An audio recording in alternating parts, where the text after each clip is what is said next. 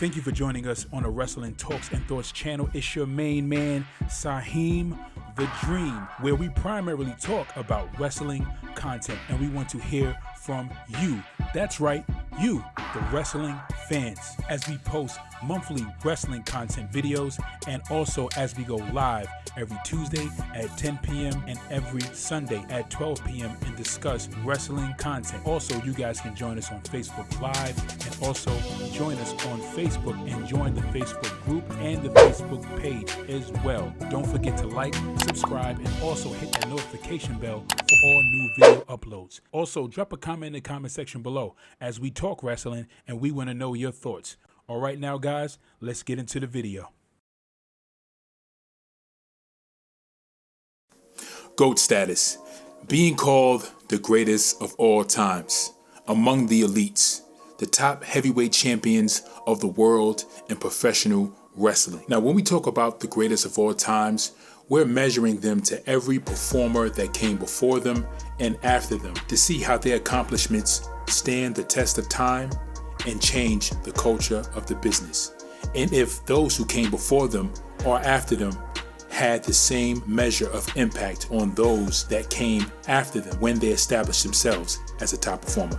In this video today, we'll be talking about John Cena.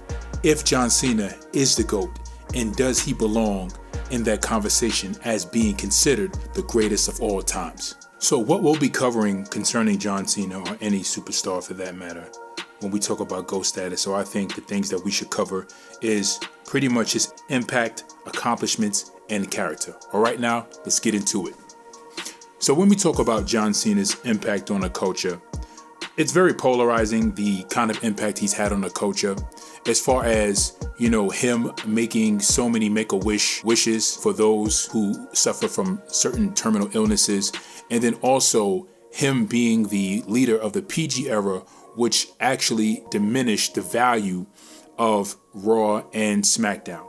So his impact on the culture, you know, has its positives and it has its extreme negatives. John Cena was responsible for the PG era. So a lot of you guys already know what the PG era was. For some of you who grew up while John Cena was champion and you were like 5 and 6, you kind of don't really know how effective the Attitude Era was at its time and how big it was and how great it was, because you never really experienced it. You know, the only thing you can get is that feel of nostalgia when you go back and you watch those old shows of Monday Night Raw and SmackDown to get that feel, or try to even get that feel of how it was. But for a person who actually seen the transitions of the Golden Era to the Attitude Era to the PG era, I've seen the actual difference. And as well as many of the fans who have been watching wrestling since the Golden Era all the way to the Attitude Era and all the way to the PG era, like we've seen all three stages, so we know how the show has dramatically changed. Now, some may argue that John Cena was doing the best that he could at the time concerning the PG era, because most of the responsibility and the charge of the creative behind, you know, pro wrestling at that time was in Vince McMahon's hands. However, John Cena played a large part in the PG era being the way that it was, and having the TV programming toned down. And a lot of the toning down came from the promos, from a lot of the performers actually giving you or cutting great promos. You only had a few that cut great promos, like Triple H, like, you know, Randy Orton, like John Cena. You know, you had some performers who gave you some of that, but most of the performers didn't really get to really express a lot of their personality. And then scripts were introduced to performers. Performers had to now read from scripts, and then you had the hypersexual content that was also toned down as well. Now, as far as the promo aspect, I want to touch on that a little bit more, because the hypersexual toning down, I understand, because they wanted to make the women's wrestling division a lot more serious, and, you know, to not have them being viewed as sex objects or only just swimsuit models, right? They wanted to show that they actually had some legit talent in the ring. Now, as far as the promo aspect of it, that was a major issue with a lot of the performers, because a lot of the performers, that's where their bread and butter is. That's where we buy into them at. It's the promos. It's how they cut great promos against other performers. The funny thing about this is that that's how John Cena became so big. That's how John Cena became loved. That's how I became a fan of John Cena initially in the beginning, because of his cool, witty, hilarious hip-hop promos he would cut against his opponents. And John Cena opens up in one of his documentaries about how he wanted to tone down his image. He didn't want it to be so edgy or risque, as you would say. And from there, that's where we got less of the rapping and more of just John Cena just cutting bland, straight to the point promos. But the thing about that is, it's personality. It's personality that sells. And when John Cena began to stop rapping, that heavily affected his personality because that was the selling point of his character. It's why we brought into John Cena. It's why we watched the shows. It's why we watched Hogan. It's why we watched Macho Man and all of the greats, Stone Cold Steve Austin, The Rock, Triple H, DX, Shawn Michaels. Those guys who were considered the elites. And when you tone down your personality and you tone down your image, that affects your entertainment value. We're talking about sports and entertainment.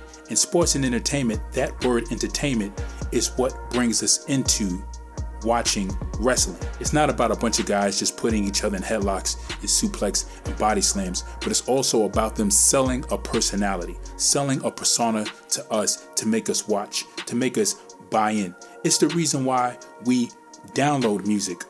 It's the reason why we watch movies. It's the reason why we watch our favorite TV shows and favorite series, because we buy into a favorite character or a plot or a character that's in that plot and watch them go through the hardships, the ups and downs, overcoming the odds, achieving their accomplishments, and also facing that next opponent or that next challenge that faces them ahead. Ladies and gentlemen, this is where the entertainment value comes in at. Watching your favorite character go through the drama. And if your character doesn't have that personality or that swag or that persona that you can really gravitate to and connect to really keep you entertained, and you want to see him overcome the odds or see him accomplish something great, then you've lost something. You lost a fan, you lost a viewer. So where does John Cena's positivity come at? It really points backstage about how he was a model professional wrestler who didn't do drugs, didn't get caught up in scandal. You know, he was someone that the company can really depend on to be a responsible adult to really represent the company properly, especially with his Make-A-Wish wishes that he also fulfilled for those who were in a misfortunate position. And then also, a lot of his positivity came from a lot of kids who admired him as well when we speak about, outside the backstage. And he really had a core fan base with the children. As far as John Cena's drawing power, a lot of his draw primarily came from the kids. It came from a lot of adults wanting to bring their children to go see their hero, John Cena. Comparing John Cena to the likes of Hulk Hogan and Stone Cold Steve Austin and Bruno Sammartino, those who were considered among the biggest draws in WWE history, he drew a crowd, but primarily he catered to the adolescents, like, kids and teens. With Hulk Hogan at the helm, ratings as high as 10.0 for Saturday night main event shows, and even the highest rating WWE has ever had for a show on TV, which was 11.1. Stone Cold Steve Austin is the only one that comes close to those numbers, leading Monday Night Raw with ratings as high as 7.0. Even looking at Triple H and The Rock, like they are a feud around the time of 99, they still had an average rating of 5.0 when it came to Monday Night Raw and SmackDown. Even Triple H, at the helm of leading Monday Night Raw as World Heavyweight Champion, drew an average rating of 4.6 to 4.0, with his highest rating being 5.0. So the argument of whether John Cena was the biggest draw out of any of the World Heavyweight Champions that WWE has ever had is not up for debate. It's quite obvious who the biggest draw was. Now, as far as John Cena being considered a top performer, he would be compared to the likes of Shawn Michaels, The Undertaker, Bret the Hitman Hart, Macho Man Randy Savage. But John Cena did put on some 5-star matches.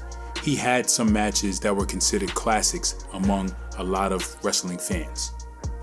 Now, as far as John Cena being considered the top performer of all times, he's had 5-star matches, he's had great feuds. And when we talk about performer, as in performance, we're not just talking about in-ring performance, but we're talking about the entertainment value and the feuds that came along with these performances and these great matches.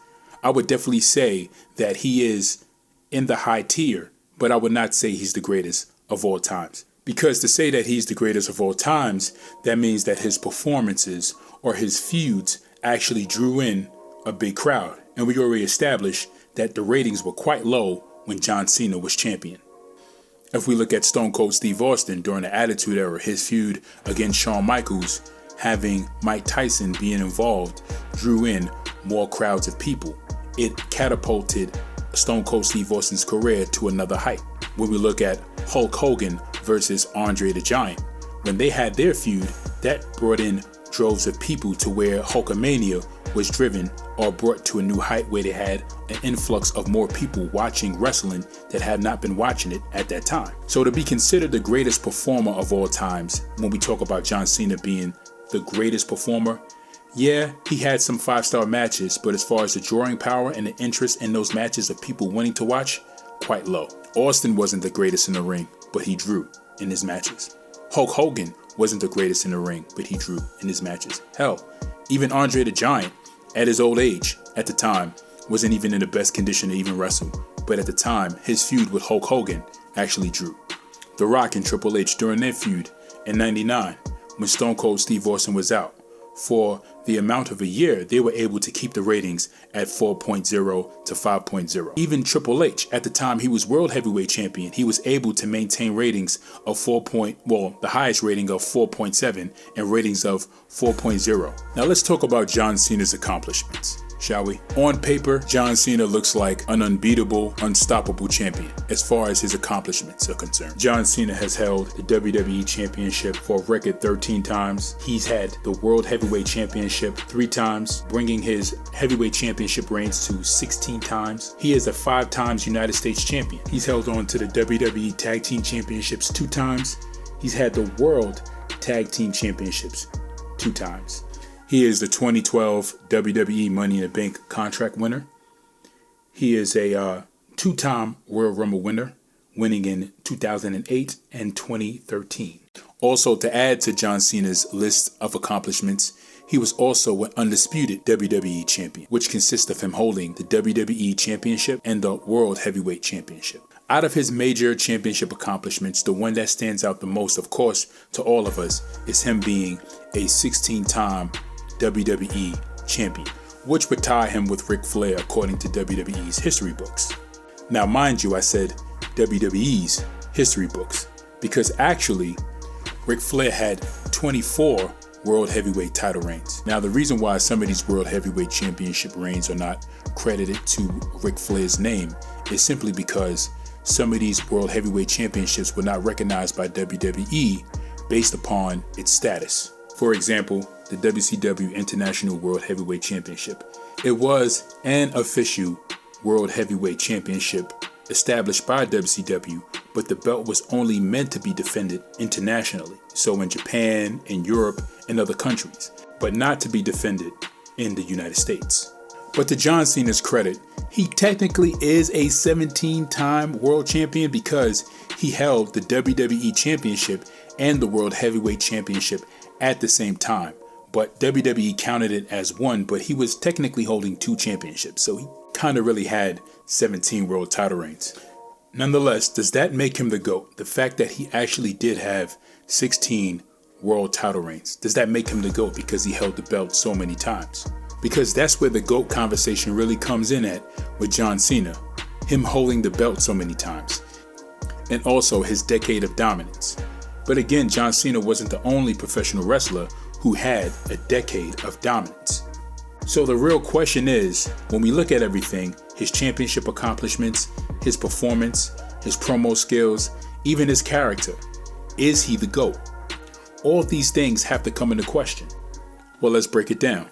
We've already established he wasn't the greatest on the mic. We already established he wasn't the greatest performer, but one of the greatest performers. We already established that his impact on the culture didn't necessarily elevate the business, but more so he existed in an era or brought in an era where he brought down the entertainment value and the quality of the show. We even seen a clear contrast of when John Cena was active between him and CM Punk's title reigns. How CM Punk caught on fire at the time, dropping that pipe bomb and giving us what we've also needed and craved for a very long time while John Cena was active, showing a total difference in between John Cena's reign and activity to CM Punk's reign and activity as champion. Even The Rock's 3-month reign showed a great difference. He didn't really revolutionize the business as a performer, so the question is Is John Cena the GOAT? Well, with all the information that we just discussed concerning his promo skills, character, era, and championship reigns, can John Cena be considered the GOAT? I'll just leave that up to you to decide. No. You know what? No, he's not. John Cena is not the GOAT. He is not the GOAT. He had the opportunity to use his rap skills and the hip-hop persona to boost the ratings and keep more fans interested. He screwed that up. He could have had one of the greatest decades in sports and entertainment as the doctor of thugonomics, using his hip-hop rap skills, also streamlining a whole group of up-and-coming performers to be as tough and edgy as he was in a new era, eclipsing the Attitude Era. Screwed that up. He could have had one of the greatest WrestleManias in history, allowing himself to be defeated at SummerSlam for the WWE Championship, challenging Wade Barrett the next year for the WWE Championship at WrestleMania, cementing himself as a bigger babyface and also cementing a bigger heel alongside him, a young heel that can challenge him and take the reins. Screwed that up. He completely had the ability to take the business of sports and entertainment to the next level. Screwed that up.